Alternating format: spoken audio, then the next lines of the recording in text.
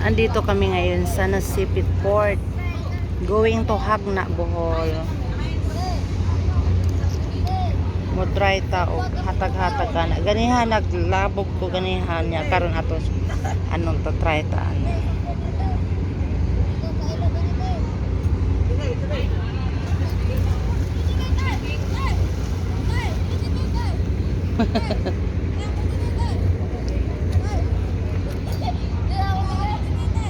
Hala.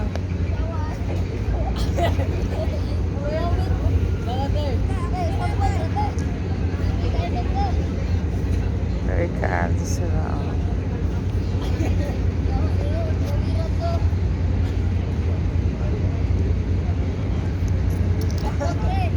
Another 20.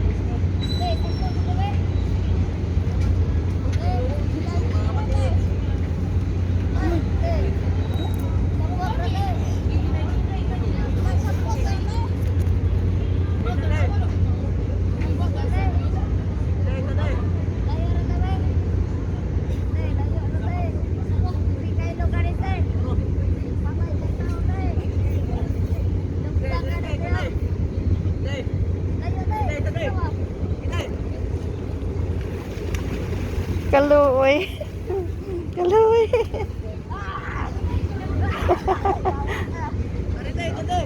Wala na. Piso na lang to.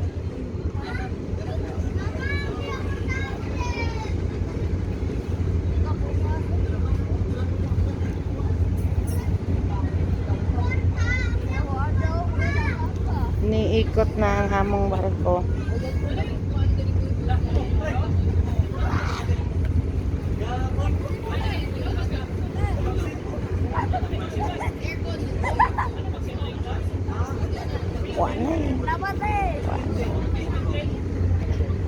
Salamat masarap kaya pakinggan no. Ganihan po kanina din ng pakyat ako naghagis din ako sa kanila. Alam mo yung ang sarap ng pakiramdam no.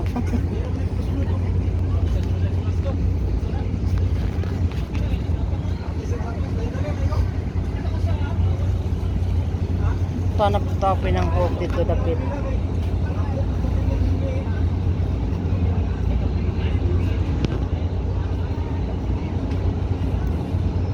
Shout out sa aking ka-team, IBP family, from our very generous admin, Ma'am Emilia Montesa. Salamat Ma'am ha sa inyong paghintay sa akin sa pagbabalik sa ating team. At sa aming Papa Joms, as always, kay Sir Ngod, kay Sir Eduardo, kang Ma'am Heidi, kang Ma'am Lynn, kay Inday Gisa 7 Adventure, kang Inday Aisha Mars, sa tanan nga wa na ho mabanggit. Thank you kaadto sa inyong support na ho. Soon babalik na rin ako sa ating team kay karong adlaw man mining balik og Manila. Karon ay Manila. Bohol, dili ko pa Manila, pa Bohol sa ako. Dihas April naunsa naman ko oy June 10 nagbiyahe mi padong og Cagayan de Oro. Then Cagayan de Oro pagka 14 ni Arimi og Butuan City. 14, 15 karon 16 pauwi na kami ng Bohol. Aming tatlong magkakapatid. Dinalaw din namin yung aming kapatid dito sa Butuan. Masaya. Kita-kits. Nagkita-kits at masaya din yung namin. Banding namin na magkakapatid. Si nanay sa Bohol at saka si tatay iniwan namin sa aming isang kapatid na pinakamatanda sa aming lahat, si Manang Carmen. At yung kanyang eldest daughter, siya yung nag-alaga sa bahay. Siya yung iniwantan talaga namin na magluto. Tsaka si Inday ay siya andoon din na nag-alaga at tinatanay.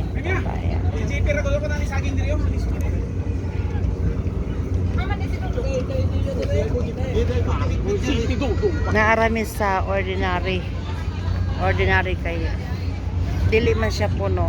Dili pareho atong pagsakay namo atong papunta kami ng Cagayan. Naka-tourist kami kay puno na kaadyo. Wa namin nakuha nga kanang ticket.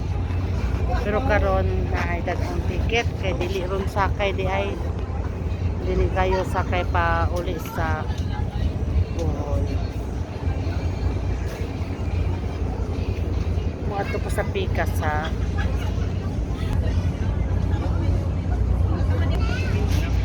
Sila ko 40. 85 dito banda sa.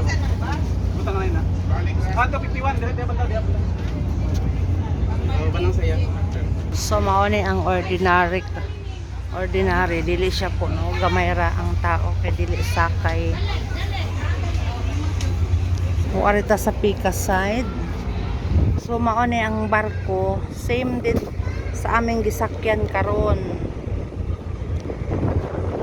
Kalium Pilipinas sa Luzon del Norte.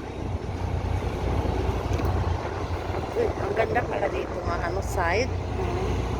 Kami siya tanawon. Wala dito walang naglangoy-langoy. Sa kabila kasi na naglangoy-langoy na mga badyaw. Dire wala.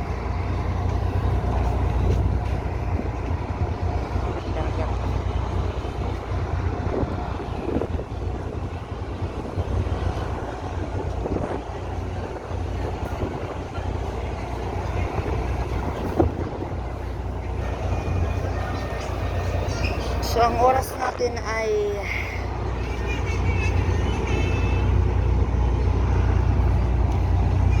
hapit na malarga kay 12 o'clock man na ang larga ng barko. So malapit na.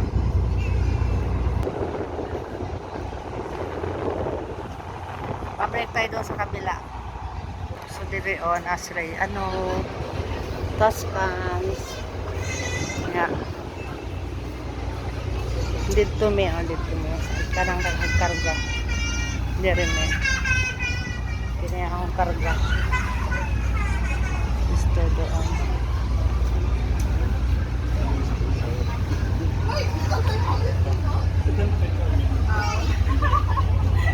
Ito yung female bathroom.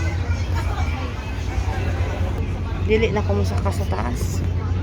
Ay, wala na sila. Ito ang sa layo. Ay. Ito na sila.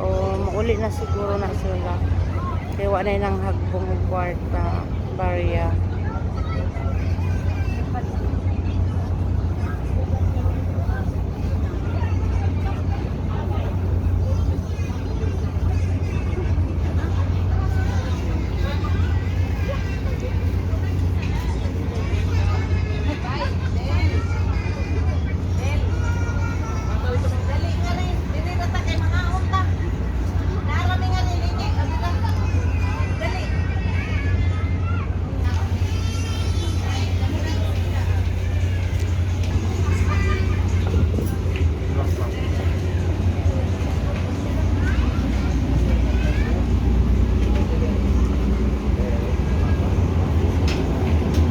Saka sa tataas tanawan na to ang third floor. Ay gamay ra dito tao dili jud ay sakay ron ay ginukuhatlok man gamay ra tao.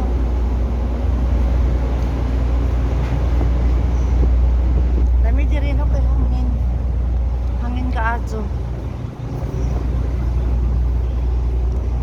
Narata sa third floor. Ayan. Kita.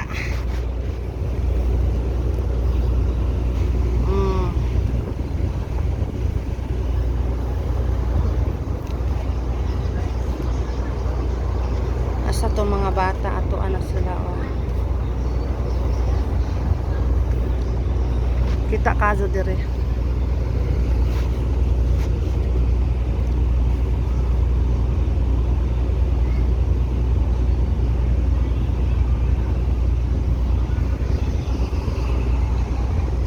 Na ang ilang kinilang Jesus kulod Torres.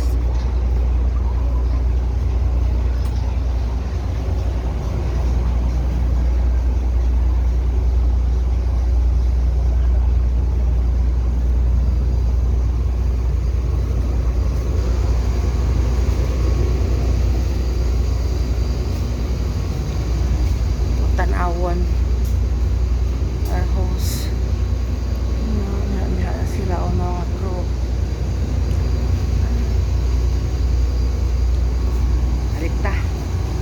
Balik ta sa atong agi.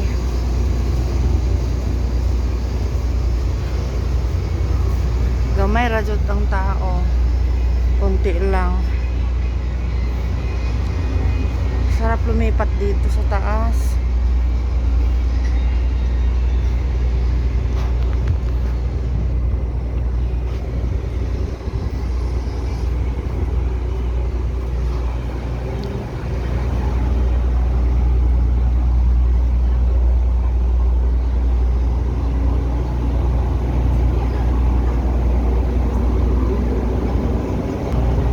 Tanawan ang Pika side. Ngani atas taas. Ayun. Kani po ang Pika side. Ay. Kuyaw, kay og mahugat tong cellphone hulog jud. Ana siya. Ngani ra ganyan lang din itong sinakyan namin. Sister barko lang. O ada yung mga kwan dito.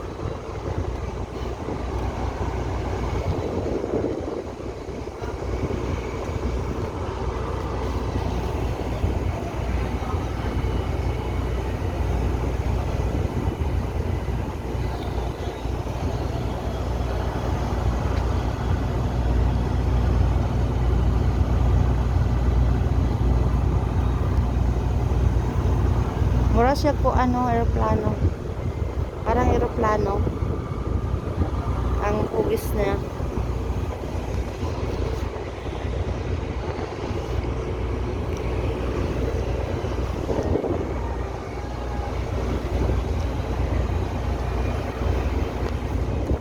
Bye-bye and thank you for watching this channel.